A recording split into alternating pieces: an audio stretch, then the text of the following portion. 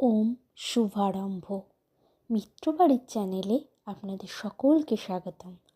আজকে আমার উপস্থাপনা বাবা সবসময় বলতেন।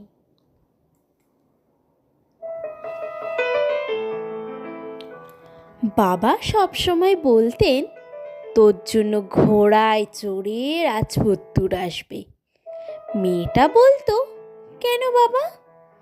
বাবা বলতেন, কারণ তুই যে রাজকন্যা। মেয়েটা বলতো, আমার বাবা কি তবে রাজা? বাবা হাসতেন, তারপর বলতেন, হুঁ, এমন রাজকন্যা থাকলে তার বাবা রাজা না হলে কি হয়? মেয়েটা বলতো, তুমি তাহলে সত্যি সত্যি রাজা? বাবা হাসতেন, তারপর ছোট্ট পরী মেয়ের গালে গাল চেপে ধরে বলতেন, বাবা জ্বরে ডুবে আছেন। ছোট্ট পরীর মুখে ভার।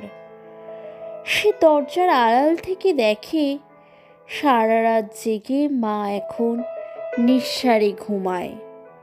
রাতঝরে কত কি, কপালে জল পট্টি অবধি। আচ্ছা, জল পট্টি দিলে কি হয়? জ্বর ভালো হয়ে যায়? ছোট্ট পরী মেয়ে বাবার গা ঘেঁষে দাঁড়ায়। এই বাবাটি কেমন ধূসর, শুকনো মুখের মানুষ। বাবার কি খুব কষ্ট হচ্ছে? খুব। পরী মেয়ে তার বিনির কড়া চুলের ফিতে খুলে ফেলে, তারপর বেসিনে জলে ডুবিয়ে এনে বাবার কপালে বেঁধে দেয়। বাবা চোখ মেলে তাকান, ঠিক সামনে আয়না তার চোখ মেলে দেখেন টুকটুকে লাল ফিতে তার কপাল জুড়ে। পরী মেয়েটা বড়দের মতো করে বলেন, রাজামশাইয়ের জ্বর কি তাহলে কমলো? বাবা হাসেন, দু হাতে জাপটে ধরেন তার রাজকন্যাকে। বুকের ভিতর এমন রাজকন্যা থাকলে রাজা মহারাজার জ্বর না কমে যাবে কোথায়? বাবা রাজকন্যাকে কাঁধে নিয়ে হাঁটেন, কোলের ভিতর বেড়ালের ঘুম পড়ান।